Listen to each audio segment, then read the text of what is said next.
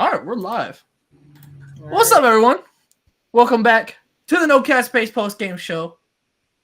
We should be having more people stopping by here soon, but we can just get straight into it, really, with this game that we just saw between the Lynx and the Aces, two of the top teams early on in this season.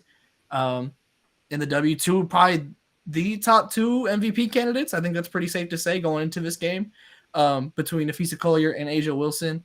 And folks, I'm afraid A'ja Wilson got better. Like this is the best player in the world, and I believe that she got better. Hey, Paisano. How we doing? This is A'ja Wilson got better. I think the biggest improvement for me that I've seen, the biggest like addition to the bag is off the dribble, the offense. Like she's always had that, but it's evolved. We're now at a higher clip with it, where it looks smoother, and that's terrifying. It's just so explosive. Her first step off the dribble, which is like, there's no reason it should be. It's like dynamite. Like it's fucking. There's no reason it should be, and it is, and that's terrifying. I mean, I think it's safe to say she is the leader for MVP. Like, obviously, we're so early on that like the scale's gonna tip, but like I mean, she's the first WNBA player to start the season with 5 games in 20 and 10, right? Mm-hmm. I mean, yeah, she's picking up where she left off. Obviously, a lot was made of last year and where she finished in the MVP voting. And yeah, it really gives like she wants to leave it up, like no question. There's no question. Yeah, undisputed. Like, and as she like, listen, I don't know if she needed fuel, but goddamn it, she got it. Like it's wicked. It's gonna be I gotta give Napheesa Collier credit for being basically what is the equivalent of the September Heisman in the WNBA. You know how we do that every year? The first week MVP? Yeah, like every year. Y'all remember Kenny Hill? Remember Kenny Trill? Like Napheesa Collier won the Kenny Trill Award for potentially an MVP until the real one came out and was like, nah, I'm here. And like, that's not to say Napheesa Collier isn't on that level, right? She'll probably, for my money, if she continues the season she has, she'll finish top 3 in MVP voting. But you look at a game like this where the two of them are stacked next to each other, it is so obvious that there's levels to this. And A'ja Wilson is on a level right now as a player all her own. Yeah. And I forget what pod I was listening to recently. I think it was Jenkins and Jones. Shout out to our friends at Jenkins and Jones that were saying the indicator of stardom in basketball is the ability to know your spots. Like where no matter what, in a pinch, you go to a spot, you have a spot, you hit a shot from that spot. To see that A'ja Wilson has 3 levels of spots at this juncture is horrifying for the rest of the league. Because when you get this from her, you don't need Jackie Young or Kelsey Plum to be unbeatable. You just need A'ja Wilson to be A'ja Wilson. Yeah, because speaking of fucking KP, she was hey, whoa. Hey. I don't know what. No, it was bad. It was rough. To play through like whatever the fuck Kelsey was doing and still dub the Lynx by like 15, 14, whatever it was. Yeah. Like, that because Kelsey, I don't know what it was rough. In a game too, where the Lynx have been shooting the absolute leather off the ball. They've been number 1 rated offense from 3 coming into tonight. To have the Aces completely stymie that entire offense, and that offense from 3 at that is, I mean, this is the best team in the league. This is the team making the 3-peat with the best player in the league, who at this point, and I don't know if I've gone out on this limb publicly, but I think we need to kind of address this component with A'ja Wilson. It hasn't always been like this. She was a multi-time player of the year in the SEC and was a very, very solid player coming out of college as the number 1 overall pick. But she was not projected when she entered the WNBA to be this. For the first 3-4 years of her career, she was on a Bill Laimbeer coach team with Liz Cambage that was kind of an always the bridesmaid, never the bride type team. She was a top 5 player in the league probably since her second year in, but she was not a player that had officially and fully taken over the league really probably until 1 or 2 years ago. There is no doubt about it now, where we are at this point, saying this is by and away the best player in the league. And I think it is okay for us to acknowledge that growth and that journey instead of trying to rewrite it as Asia's always been this player. I disagree because I think that actually does a disservice to the amount of work this person has put into their game and the work that they put in. I mean, y'all remember when they got bounced from the playoffs. I think it was conference finals. Greer helped me with this. I think it was like 19 maybe, where she came off the floor and like she looked mentally not well with having lost. And it is looking at that pre-bubble. Yes, pre-bubble. Looking at that player versus the player we see on the floor now, the growth has to be acknowledged of where she came from. Because I think her as a story is so much better when we look at the totality of who she's become as opposed to trying to rewrite her narrative as she's always been this player and not gotten her dues, you know? Yeah. No, I completely agree. Like, and like to your point, like we saw the levels today. Like that's the best player in the world. Like there's no like, and she's showing it through. Right to your point, like KP has an off night. Jackie's still no Chelsea Gray like this, which is still so important to add. Martin significant minutes off the bench. Right, she's their number 1 bench contributor. Yeah, a player who was drafted 18th. Yeah. And like where's the rest of it coming from? You know what I mean? I don't know. The way that she's shouldering the load right now for Vegas. You know, last year we started, it was like a question of like, oh, is Jackie the MVP of this team? 100% this team, right? And this year Asia's like laid all that to rest. This is her league, let alone her team. It's just me. It's just big me.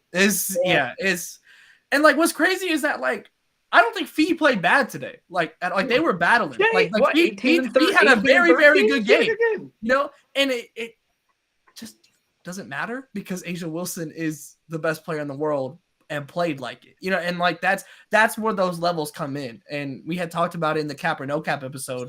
Like where we're kind of okay, maybe this is the time where Fee takes that step up into that higher tier with an AT, with Stewie, with A'ja. And it feels like, Fee might have jumped up, but A'ja might just be in a tier of her own at this point. Yeah. And there, I don't see how any player right now in the WNBA on an individual basis can jump up into that tier that A'ja Wilson is currently in. Because when she's playing like this, like you get her the ball at the elbow, it's 2 points. Just go ahead and put it on the scoreboard. You try and you like the defense is the defense. We know what she brings on that end. Like it's hard to find a flaw in her game. Like I don't know where you even poke holes at this point, where in the past maybe we've been able to do that. I don't have like it's needle thin if there is one. So well, and I think she's at a point in her career where she is the ceiling of what we project players to be now. Like I feel like there's a very rarefied Arab player that really gets up to that, you know, all-time great Hall of Fame level player where you say this player's ceiling can be this person. Yeah. And I remember, we've been talking a lot about Cam Brink to open this season and like, what is the ceiling of what Cam Brink can be? There was a period there where even last year when we were talking about her in college, I was racking my brain for, I think she would be something we've never seen before in the WNBA. And the amazing thing that A'ja Wilson has done is in this open to the year, she has become the ceiling.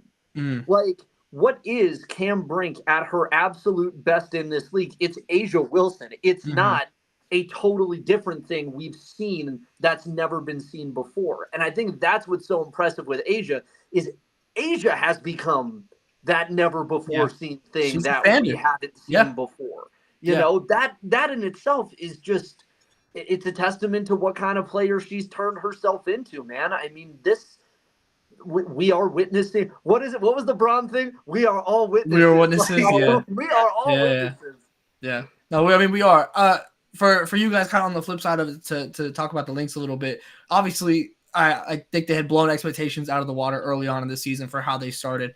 Does this game change any projections for you in the sense of how you're rating them early on in this season, or is there any kind of drastic change to the way that you're currently viewing them after this loss? I mean, not really. Diamond Miller's out for an unknown length. I don't think they've put a time on it yet. Indefinite with the knee injury, so they're missing a piece, right? For sure.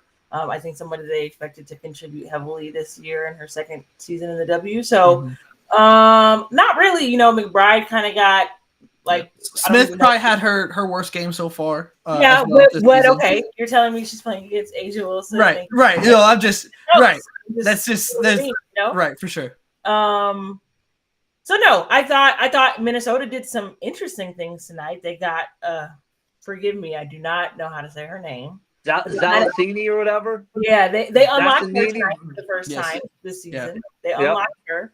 I'm not panicking because it's the Aces. They're not on paper the best team in the league so far this year, but this is who it's going through. Until anyone proves otherwise. Yeah, this is who it's going through. So no, you lost to the best team. Yeah. Yep. I agree with Greg completely. I mean, you look at, I think until the Aces show that they are beatable in a multi-game series, the ceiling for most Western Conference teams is conference final. And I feel like the Lynx up to this point was like, okay, yeah, like you're a conference final ceiling team. And I don't think you need to be anything more than that right now. Right. You just you don't want to be playing your best basketball on May 29th. But look, you're running up on a potential dynasty, potentially all-time great collection of players and a potentially all-time great coach behind them. I mean, how many times have we seen teams fall by the wayside? The Lynx used to be that team. If anyone knows, it's that franchise. Yeah. For sure. So it's, if they can pluck off a game here and there and, injury luck happens, crazy bounces of the ball happen. But I do think there's just a talent disparity with the Aces where I wouldn't say there's the ability to flip a switch, but every single one of them has the capability of hitting a huge shot in the biggest moment. And I think not every roster included. I'm gonna say even corner three Kia included. Well, and now but even hit three threes tonight. She's the sixth. Look, she's the sixth woman now. Yeah, genuinely, like Clark will move to the bench once Gray's back, whenever that happens. But until further notice, she played 21 minutes tonight. That's not normal for where she's drafted and going to a team this talented. Obviously, they have the injuries, but there's no complaints from me. Like she's doing what she needs to be doing when she's playing in these minutes. Obviously they're not asking the world of her. She's an all rookie teamer. She's an all rookie teamer right now. I don't disagree. She's playing on the best, one of the best teams in the league and incredibly solid contributor for them. There's going to be obviously tons of rookies who are going to put up the numbers, but the efficiency with which she's getting it done. Yeah. She was going to be a PE teacher, y'all. This shit. It's by far my favorite story in the WNBA this season. It's just going from the draft, showed up. You weren't even there to get drafted. You obviously fingers crossed, but you were just there to support Caitlin and to end up hoping for a training camp invite or something that. At Mo, obviously we don't know what conversations were going on behind the scene, in the lead up, but that I don't remember really seeing her on draft boards or anything like that. And so now you land on the perfect team for what she does and brings. There's a lot of teams where she might have just fizzled out just because of the nature of the W, but because of the Aces and what they needed, and frankly, Kate Martin's a pro. She's showing that she's a pro. There's no this isn't some here you can have this. No, she is actively proving that she belongs in this league, and it's by far my favorite story of the season so far. It's been so fun to watch. But any closing thoughts on this game for either of y'all? Best team, best player. I mean, best coach. Best coach. Like, look, I know where the eyeballs are. We're not stupid. Game is the game. We know the numbers. You're gonna watch the Fever because you're gonna watch Caitlin Clark, but at the expense of making this a Caitlin versus Asia thing, because I'm just dog sick of how this is like I'm tired. I'm tired of that binary being played out. But I think the way to properly rephrase that is if Caitlin is your introduction to the league as a fan, you are doing yourself a disservice by not watching the best player in the league, right? Mm-hmm. Like if I'm trying to think of what the equivalency could be in another sport. I mean, there's really not one that comes to mind off rip. Like watch the Aces, watch Asia Wilson, because you're not going to get to watch Asia Wilson forever. And her game is so automatic that's what makes it aesthetically pleasing. Mm-hmm. It's incredibly aesthetically pleasing is the word. Like she's a bucket. Oh, Andrew, are you here for the long haul for this stream, or are you having a bounce out? I got until about 9:15 Mountain Time, so like half hour 45 minutes. Okay, so you're good. So we're good. Yeah. I just want to make sure. I was gonna make sure we didn't have to bring up a certain team early. I was just making sure we didn't mean to change the rundown or nothing. So before Shawnee shows up, we'll go to the. Yeah, she's in the chat. She's here. We'll talk about the Dream and the Mystics next. Then, ew. Like that's like really ew. I mean, it's bad, y'all. 0-7. Congratulations for Paige Beckers for being the number 1 pick. I mean, on draft night, she's totally. I'm about to be in DC. Yeah. Little did she know. Listen, I put the tweet out. I don't know if y'all saw the tweet. I said this won't be the last. It's like the picture of her with the phone with Aaliyah, and I'm like, listen, this won't be the last time she's on camera with the Mystics on the clock. Like it's not gonna be at this rate. When do we start having that discussion about making changes in DC? Well, first they should probably They should probably be starting Aaliyah. Like if you watch the game tonight, first half, like her and Tina, I mean, if you know anything about, her preparation and her timing, you kind of like her and Tina have practiced against each other, I think, on a couple of occasions. Tina will come back to stores, especially in the latter half of Aaliyah's career. So she's prepared and there was one baseline take that she had on Tina that was really nice. And I just think, you guys drafted her number 6 overall. You drafted her over an Angel Reese. You know what I'm saying? You put stock in her and just by choosing her over Angel, frankly, just right. So you put basketball stock. Yeah. Let's go with it. Yeah, let's go with her and Van Loo. Let's see. Look it. Come on. You guys are 0-7. There's no reason why she should be getting so few minutes. Baby Tebow. Listen, the WNBA, there's only 12 teams, 144 spots, 12 coaches. We don't have room for nepotism, baby. Hold on. We do, but it has to be the right Tebow. Carly!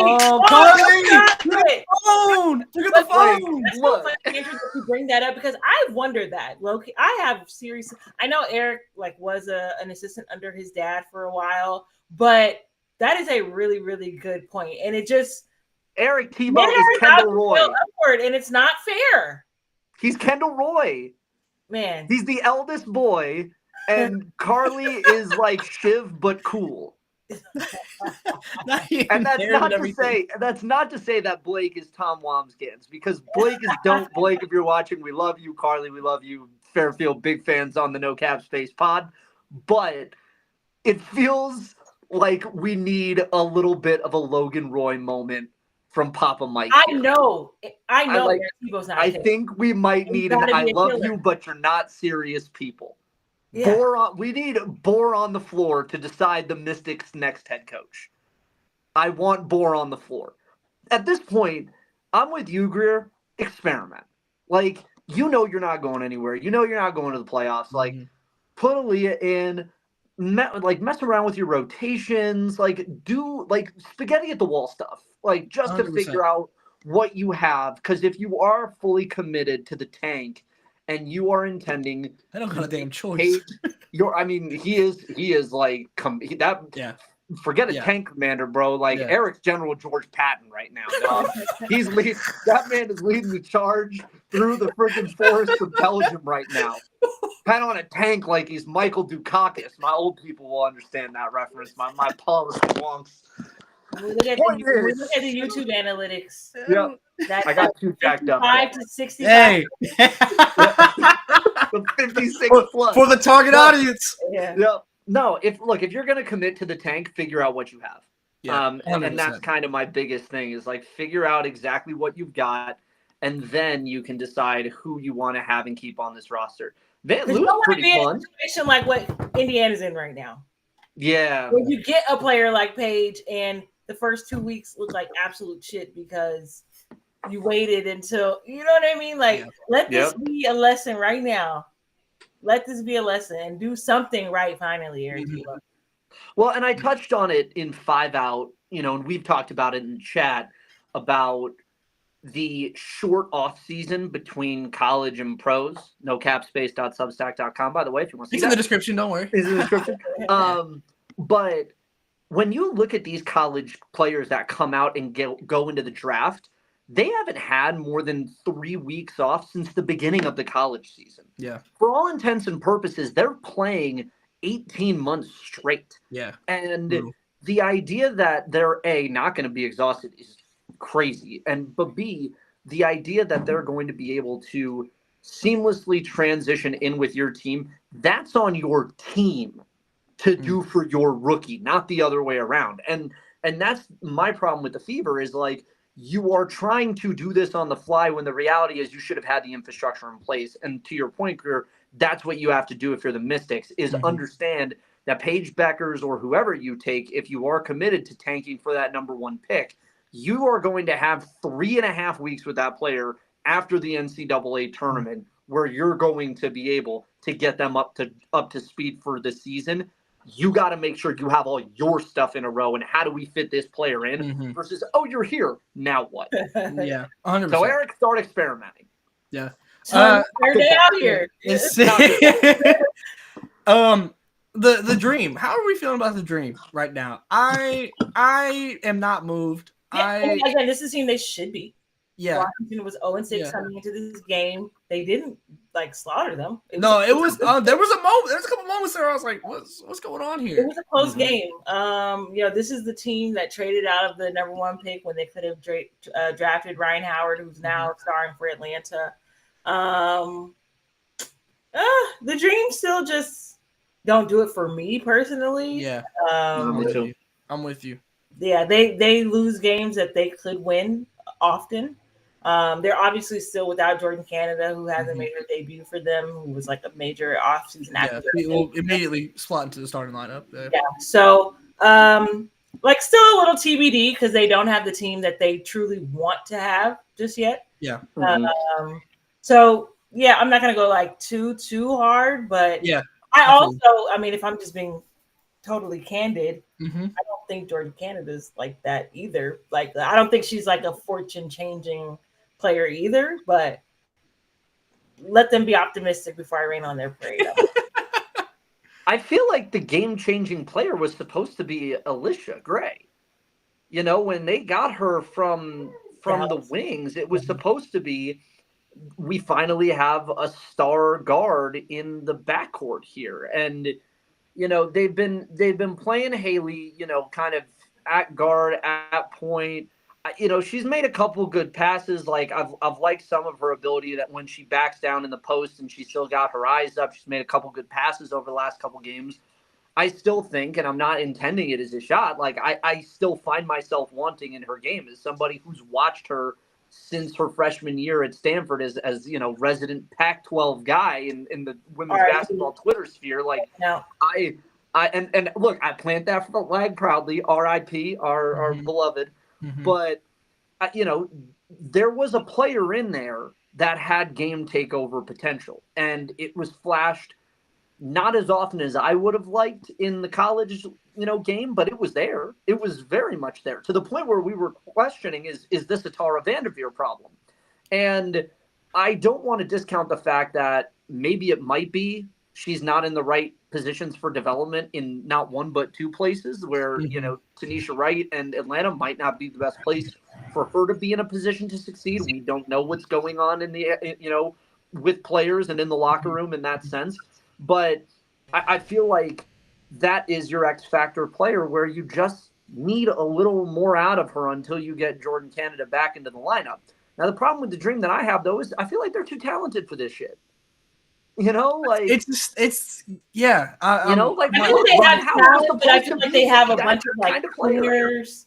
I don't know. I feel like a lot of their they don't have like complementary skill sets. It's a lot of good players, but I still don't get the offensive cohesion that I'm looking for. Like last year, we knew from the moment we heard them talking about how they were going to run their offense, like this is not going to react. And what happened this year. I wasn't, let's say, like paying as close attention. So I don't know if they've abandoned read and react totally. I don't think that they have, but I just I don't know. I just feel like Alicia and Ryan, like that should be 45 to 60 points every night. I mean, that should be one of the best 5 like 2-man or 2-woman games in the WNBA. Yeah. They should easily be like a top 3, top 5 duo. Like when you think about duos in the league, like they have the talents there for it. Like the two-way players. But that's what we thought when they built the roster this way. Right. The belief was, oh damn, Ryan and Alicia 2-woman game, like this is going to take you to the playoffs. Yeah. And so you're Riker in the sense that the pieces aren't super complementary, but I feel like at least among that starting 5, there's enough meat on the bone that like you should be able to do something with it, like something that looks better than what it is. And you're 3-2 to open the season. That's fine. That keeps you kind of in that range. But I feel like there's more. I like they are the team that edges you. I want more from the Dream. I want more Dream from my Dream. Okay. What kind of dreams? Be specific. Okay. But no, I want more Magic City in my dream. There you go. There you go. More Magic City in your dreams. There we go. But no, I'm with you guys. Obviously, like I'm not sounding any alarms or anything of that nature yet. But I have not been completely moved by anything I have seen by the Dream so far. Now to our last read and react. Yeah, it is. I mean, it feels like it. It feels like it. To our last game, Andrew, I have some thoughts. I'm sure you have some thoughts. I'm gonna let you go first. I'm gonna let you call your ISO here on what you took away from this game because I think mine will be more in a response to you than it will be. What are we talking about, fellas? The Liberty beat the Mercury 81-78. A very, very solid Sabrina game from what she is being asked to do. I will leave it there until further thoughts. Andrew, take it away. Here is my thing. This is what I've always said about her, is that can she single-handedly win you a championship as lead dog? Probably not. Can she make the play? Like, can she take you to the playoffs as a lead dog? Probably. At this stage of her development in her career, is she an A? No. But I think that's okay. Like, I said it to Shawnee on the last time we were all together. Like a Paul George is not a bona fide one in the NBA, but we still deem him a star in the NBA. I think within the W, you can still brand Sabrina a star. She's not a superstar, but you can brand her a star because she can do things like this. She can give you 20 and 9, and she can help you win a game. Now, whether or not there is sustainability in how Sandy Brondello builds. Yeah. Uh-oh. My brother. Oh, no, not during the ISO. He probably not during the ISO. He probably got a phone call or something because the signal's bad. Okay, so the Paul George thing, very funny because, again, I love that we can just talk about basketball just more broadly. Yeah, it's very nice. New WNBA and women's basketball, but we We know how to make connections to Yes. just the game at large. And if you know anything about Paul George and like what the younger generation thinks of him, they think that he's right? All the moves, 6'10", yeah. hella handle. Ah, Tia, you're so right. Shawnee cut the cord. but like that's the anonymous face made it 10 times better. But like, I think that's so funny. It's like for him to make that comparison is because it's like real hoop heads are like, man, that shit is trash. Like we are not trying to hear that shit. You know what I mean? Like, so it is funny that he compared her to him. Yeah. Because it kind of feels accurate. Like I had never thought of that. If you are watching, you might think Sabrina is that girl. Mm. If you see the highlights at ESPN or the Liberty put together, you might think Sabrina is that girl. Mm. But when the lights are brightest, she's shooting it off the backboard like playoff P. Shawnee about to. Oh my god. Okay, Shawnee. I know Shawnee about to drop from the rafters like Sting.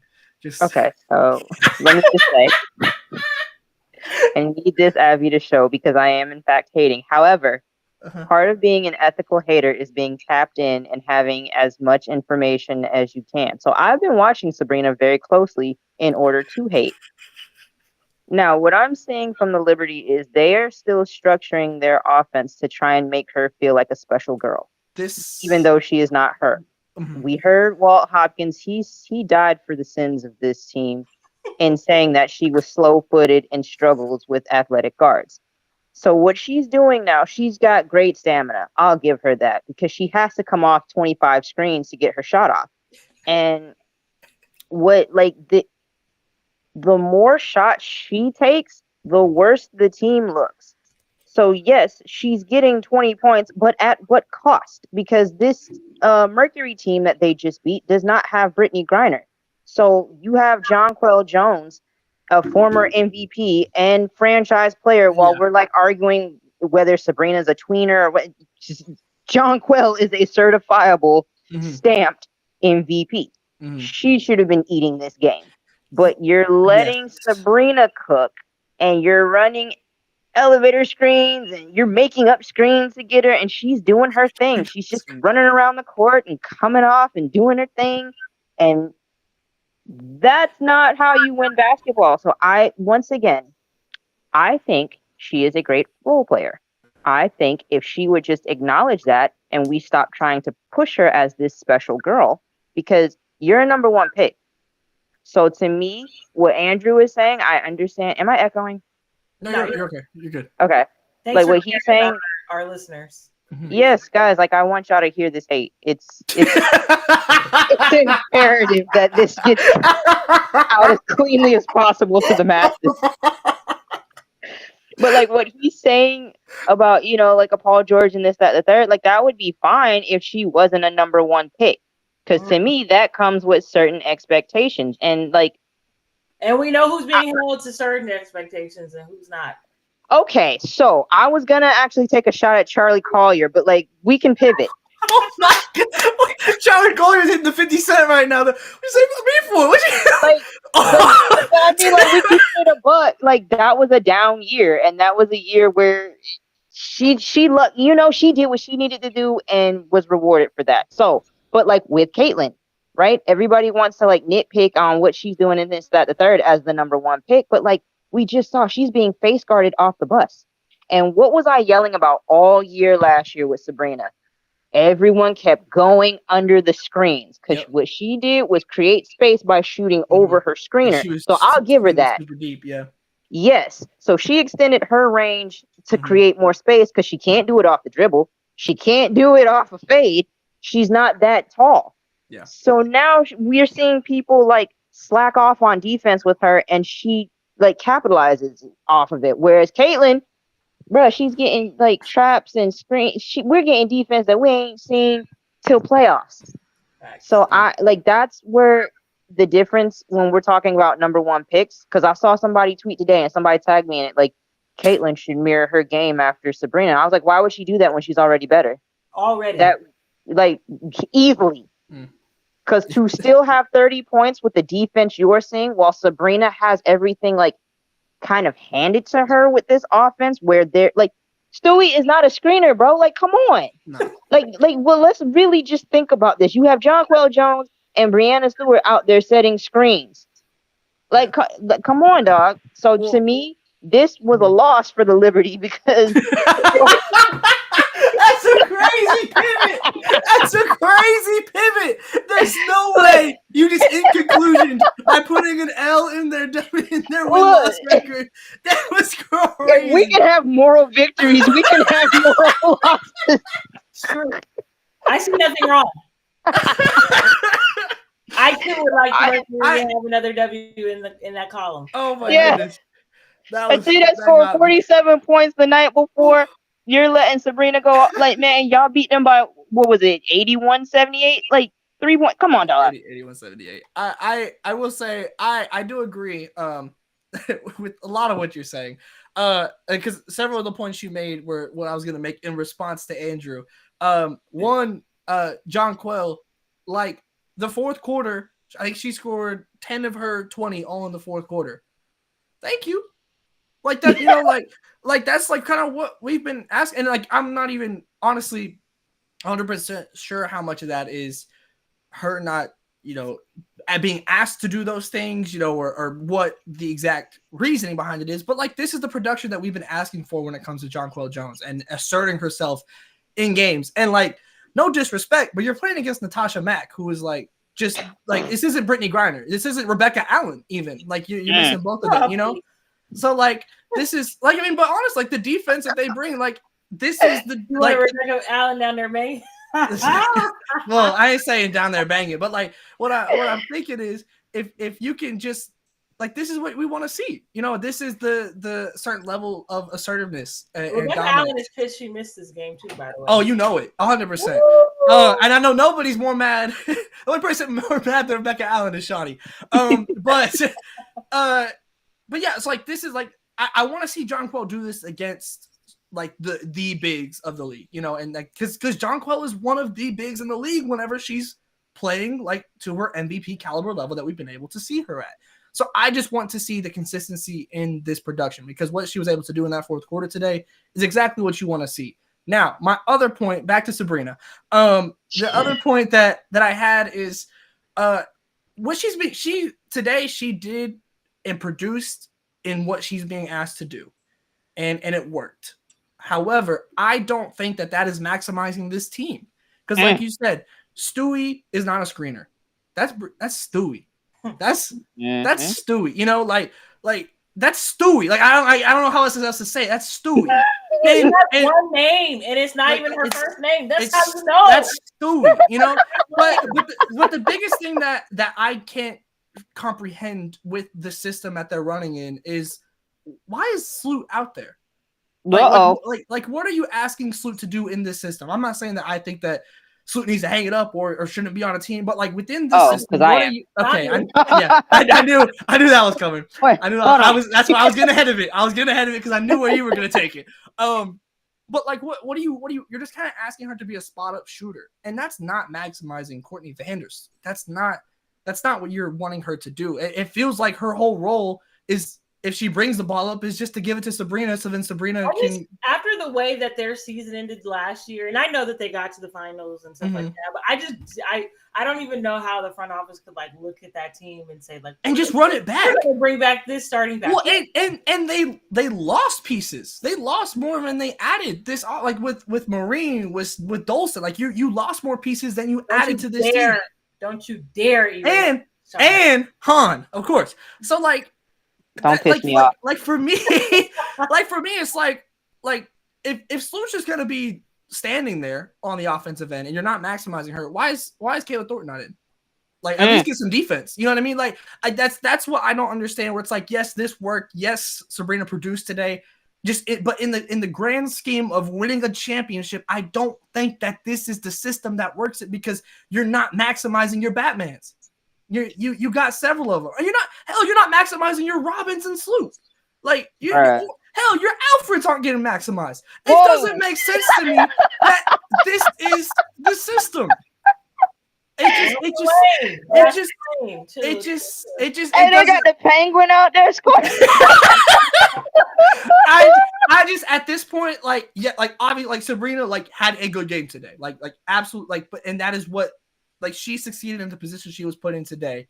I just don't think that this is championship winning system being played here in New York. I just don't see it as that. And so it's that's not my biggest gripe. Because I 1000% agree with you. Because what happened last year in the playoffs, they took her heart once they started strapping up. Once they started hitting the same defense that Caitlin Clark is seeing right now, we didn't hear from Sabrina again. And I think it started. Yes. It started with Washington, and we didn't hear from her for the rest of the playoffs until she was nighting and throwing up on the court. So to me, it's still kind of just like, I keep saying, like, yes, I'm hating, but I'm also like dead serious when I say, like, a lot of where she is right now is manufactured. And that's including, like, tonight's game. She does what she needs to do and hits the shot. She has become a knockdown shooter. But, like, that should be her role. A knockdown shooter role player. Yeah. Not like somebody weird tailoring the offense and going out of our way to make sure you get off. Because, again, what happens in the playoffs? You need to go to your big dogs. She's not that. And I think, like, I don't know what Sandy's doing, because I don't trust Sandy. Because after we got her saying, like, oh, yeah, Benaja Laney can score, like, that's pretty dope. Like, sister, did you have league pass? And also, like, I would love to, I mean, we've been talking about this forever, too. Like, just wanting to see more Laney. Like, made the two big plays to secure the game at the end, the bucket and the stop on Kyle. Like, that's why I'm. Get back here, Andrew. Get back here. The Superman cape. The Superman cape. I don't know if you've been listening, Andrew. Andrew. It took a while, Shawnee, after you pulled the plug on me. It's a nice soliloquy. Because you were lying. I didn't appreciate that. You know what? That view for Vendetta masks don't exist for no reason. Don't you lie to me. You blew up Parliament on me. Don't do that. You started talking about a tween superstar, and I said, absolutely not. This is no cap space. You are capping. You hit the power button and went. Wipe me out, bro. I got tears in my eyes. So, hey, Andrew, I don't listen. Your eyesight got cut off. I don't know how much of everything you heard, but you're more than welcome. I can probably fill in blanks. Yeah. Hey, yo, he said the Batman, the Alfred, the Robin. Nobody's getting. We said Sabrina's penguin. Like, it's just not a championship winning system in my eyes. No, like, with this roster, with this, like, that's not. Look, I do not disagree. I do not disagree that her as the focal point is going to win you a championship. Okay. That being said, I do not believe that she is a negative to a team. Like, I don't think she's the thing now that will lose you a game. Like, I don't think she'll play you out of games. Well, I think the jury's still out. I think at this point in her career, I'm going to say that she's not that kind of player anymore. I think she can be in this system. I think in this system she can lose you a game if she's not hitting the shots. That's on the system. That's on the system. Not no. And then even still, because, like, when she's not hitting shots, what else does she do? Because she's not the point guard, and they don't play that well when she is the point guard. Because, again, she doesn't have a tight enough handle to get by people. She doesn't have the foot enough. Hello, so she's not like a super great point guard. She's not that tall, so she doesn't have physical advantages, and so she doesn't play defense. So it's kind of like, if that shot's not falling. What? Why? Yeah. So it's just, what'd you clock in for today if you're not hitting shots? And I think that was the thing we saw a couple times last season, where they had to actually bench her down the stretch because she was hemorrhaging points on defense. So I do look, early returns for my money. I think she is a better defender than she was last year. Now that's well, the bar is okay, sure, but yes, I know your exact response to that, Shawnee. Your exact response to that's going to be Crazy. Your response to that's going to be when Undisputed started with 0 viewers and then had 80,000, they were the fastest growing show on television. I know you well enough to know that's where you were going. What I'm saying, Max Kellerman, I do think. Go ahead, Andrew. Because I don't look. She has not turned into an all WNBA defender overnight, but I can point to specific possessions so far this season where she has definitely played one-on-one defense in a way that I did not think she was capable last year. Now, whether or not you can sustain that over a full game, playoff intensity, et cetera, is, yeah, we'll find that out. But I do think that component has improved. I think she's being a little more judicious with her shooting. Like this time last year, she had the Trae Young green light to throw 25 shots at the game, and I don't think we're seeing as many of those. Look, that was my comp for her last year. So my comp for her last year was Trae Young. Interesting because you say that, but she's also had just as many plays where she's looked totally lost already this year. That's true. It's higher variance, but at least there's a better ceiling.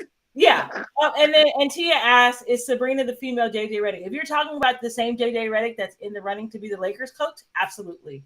Given and you haven't done shit, absolutely. Oops. I think trajectory wise, I feel like what PG is what I can see her as. Okay, but do you think that makes sense since she was a number 1 pick? Because that, while you were offline, that's kind of what we're talking about. Like, the expectation for her versus, like, what we're getting now. Like, I don't see Paul George. I see closer to JJ Redick, to be honest. I don't know if she could play in the NFL, but, like, I think, her husband can. Shouts to Ronas. Word.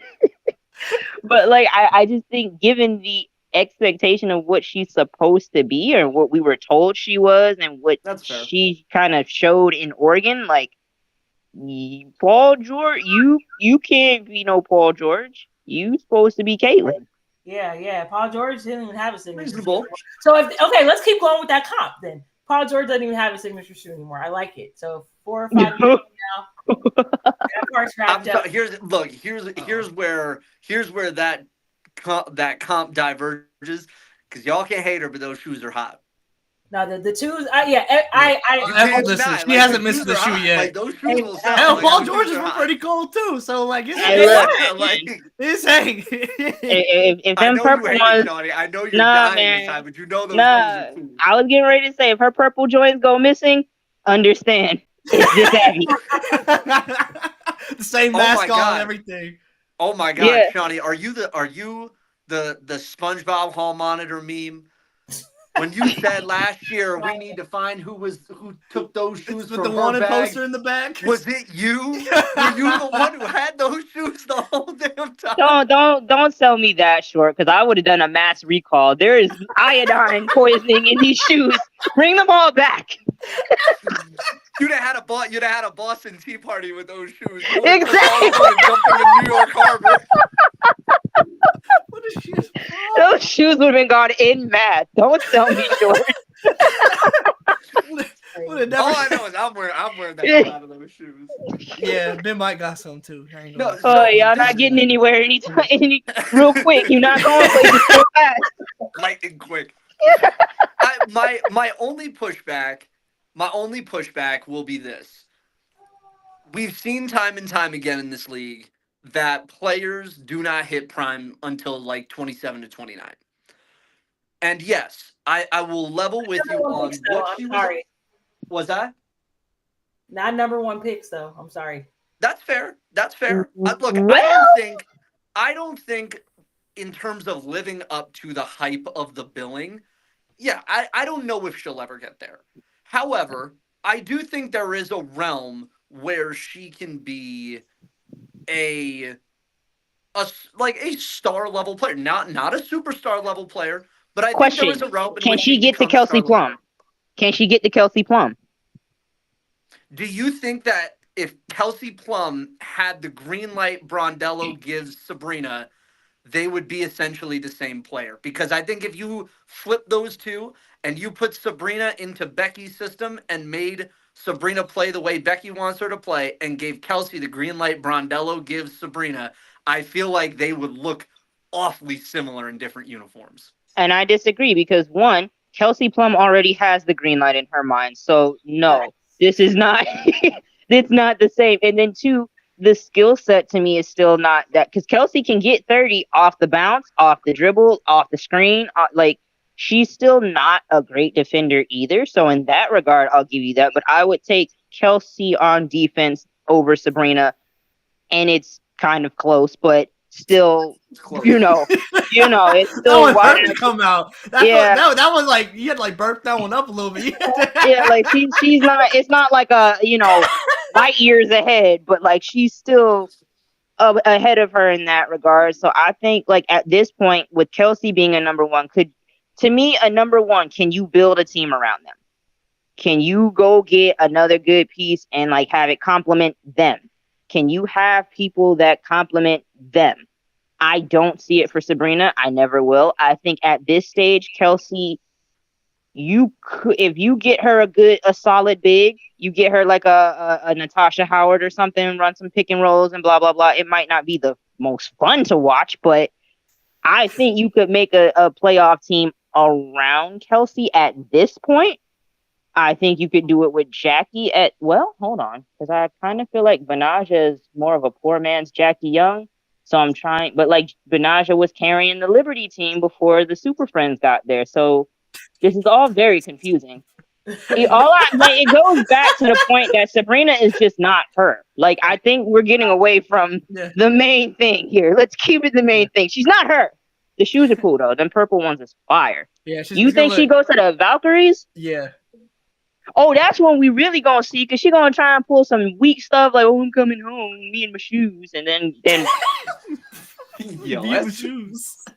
Then that's what? Insane hate. I will be honest, hand to God, I think I would rather her on the Valkyries starting something new. I think one of the worst things for the quote Sabrina narrative was the Super Friends. Whoa, what is happening? Did you just get balloons? I don't know. Why did that happen? Yeah, y'all saw that too, right? The Super Friends sent balloon. What the hell was that? Wait, that's weird because it's not our birthday. What do that? I do think I don't know. We're gonna keep going. Wait, how do we not know what we just got balloons. Okay, let's rock with it. It was balloons. It could have been worse. Yeah. Okay. I want to poop emojis or something. It could have been. Yeah, exactly. Well, I thought someone was doing that to me, like when you can react on playback. Like that. No, I think really one of the worst things for the narrative was the Super Friends, because why? Because in my opinion, you had her as the de facto number one player on a team, building a trajectory from year 2 to year 3. Year 1, she was injured in the bubble, but year 2 to year 3, like, you saw improvements year over year, and there was like an idea that, okay, if you build around this person, you're going to build to something. But then you add 2 MVPs, and the notion of where is this person now? Like, where is she? Is she a number one on this team? Should you build around her? Like, all of these questions started to become super muddled when you introduced Stewie and JJ. And if it was just her with complementary pieces building around her, like she might get in on the Valkyries, it's a much cleaner idea of where she is and where she isn't in relation to her contributions as a player on a team. I think right now it's super hard to parse because you have 2 MVPs, a coach that wants to make her number one, and I don't think you can coach that way with the way this roster is constructed, but Brondello is trying to do that. Whereas if that was how Brondello wanted to coach with a different roster around her, maybe it looks different, or maybe if there's a different coach in there, like a Natalie Nikasi, who is, kind of rumored to be maybe one of those people that'll take over that Golden State franchise, maybe this whole thing looks different. I think Sabrina's narrative from years 4 to 5 becomes really muddy now that you include those two. To whom though? And I'll finish on To this because me, okay. No, because like I still feel like the average fan is like, she's her. Like, oh my gosh, she had a 20-point game. So like this nuance that we're exercising, where it's like, yeah, but like at what cost and this, that, the third. Like nobody's seeing that. They're seeing the same thing they've been seeing for years. Like, oh, Sabrina highlights. She, she's doing really well. She must be her. We saw her in the carnival games and shooting really well in exhibition contests. Like, ooh, she's good. So I think like the addition of super team, like they're calling it a super team because like including her.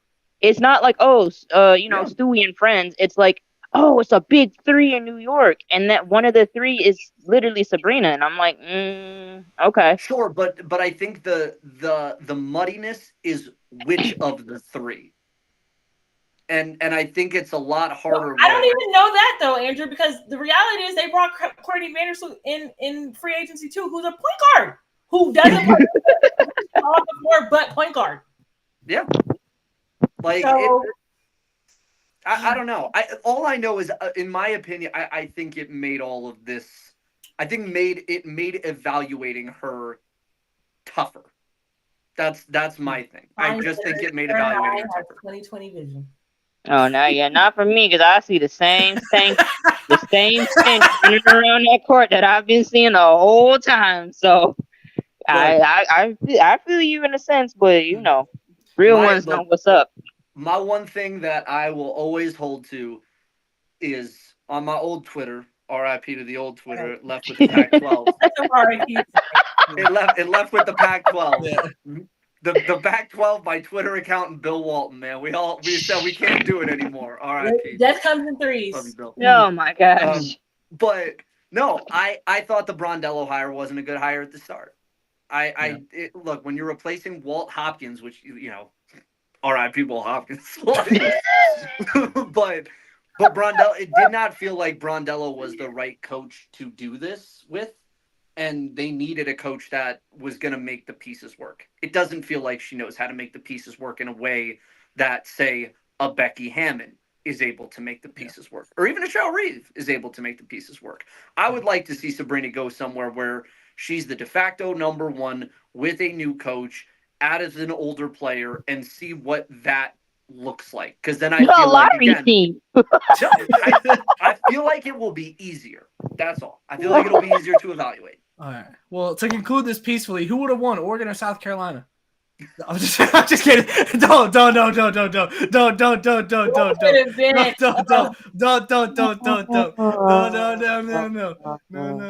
We already saw it in the finals. Look, man, all I know. Oh no. Nah, I'm gonna leave it. Don't do it. Hey man, we already look what it. We're already at an hour. You know what, bro? We're gonna leave that. That's gonna be the final installment of the Legendarium. The 2020 game that never was. Oh man. We're just gonna get everybody together like right now, where they at in their careers, and they're just gonna play. We're gonna make them play. We're gonna go to Asia Wilson Court. That's what we should have done. We should have done the Blue Mountain State and meet at Rucker Park, 5-a-side, and just go. Yeah. That's gonna be the Commissioner's Cup. We're gonna the Commissioner's Cup is gonna have teams. Oregon versus US. We're talking about bridging the gap between college and hello. Let's do it. Yeah. Kathy, holla at us. That'd be fire. That would actually be so crazy. That'd be insane. I forgot there was another team that played in this game, Phoenix. We're already in an hour, but speaking of is there any thoughts on what we saw? Obviously, last night for Phoenix was just a night to immediately forget. Shot 33% from the three today, so obviously just much better just from that alone. Again, it's the undisputed metric. Easy to improve when you're right. One of 27. Right. I mean, Cobb back number. up to 20. Like, I mean, you get Cloud at 21. Any just general thoughts from what I just really enjoyed the Cobb Benajelani Hamilton matchup tonight. Yeah, it was fun. See, Vivian Stringer was in the house tonight, so that's always super cool. Shout out Rutgers. And I just really enjoyed the matchup, but Cobb really blew that layup at the end. Yes. When she got past, was it JJ? I think on the corner. About her finishing at the rim and how we were just big up in her layup package. Yeah. We did, and some like there was. I mean, I saw somebody in here talking about the Zebras tonight too, and definitely some. I mean, hashtag Girl Dad Coach had 2 challenges that were successful tonight. So okay, Riblet. Nate Tipp. Did you call him Riblets? Yes. Yes. No, I mean, yeah, it was a little. There was a couple that were shaky. I mean, Nate Tipp is they were getting 0-3 on their road trip, but it looks like that's what might end up happening. So definitely looking forward to seeing them play the Lynx later on this week. Yeah, a brutal trip. They need BG back. Yeah. You know what I think it's as simple as that. Yeah. Different team when BG's on the floor. Yeah. If everybody could go on Twitter, since we got your attention, tweet playback. We need the W by June 30th. Yes. Diana Taurasi is not hiding from me. You are not hiding from me. I need this. If you enjoy watching us on playback right now, imagine how it would look watching Diana Taurasi versus Caitlin Clark. Reality is here. Shut up. Hashtag reality. Reality is here. It's insane. Tweet playback. Reality is here. Get us the WNBA. Yeah. Yeah. Well, all right, y'all. That was fun. Who could have guessed we would have get into it about Sabrina? Who could have foreseen that happening? I'm sure this will be the last time this happens this season. Not even the last time this week.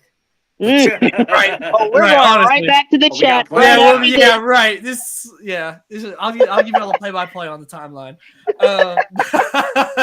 But thank y'all for tapping in for another No Cap Space post-game show. Be on the lookout for all the content No Cap Space. You can find it everywhere on Twitter. You got the articles going up on Substack. We had a couple drop, I know, in the past week. Obviously we got portal pickups for May. Our 10 winners of the portal this month, that's coming up on Friday. Yep. And then we got some teasers for a very cool project that we are all going to be collectively working on over the next handful of months. An intro for new fans, a nice blast into the past for old fans. I think everyone's really going to enjoy it a lot. But that preview will probably go up in the next couple of weeks as we get to work on that as well. So we got some cool stuff in addition to the YouTube. Subscribe on Substack. I mean, we just, it's all free, and I don't know what this was. It's all unique women's basketball content here for the WNBA season and the college season. We ain't stopping with the college stuff either. It's a year-round sport now, baby. It's a year-round sport, so we're gonna give you year-round coverage. So thank you all for tapping in. You can find all the links to everything down below in the description if you're on the YouTube stream. Make sure you subscribe, hit the bell so you're notified every time we go live or upload a video, and we will see y'all next time.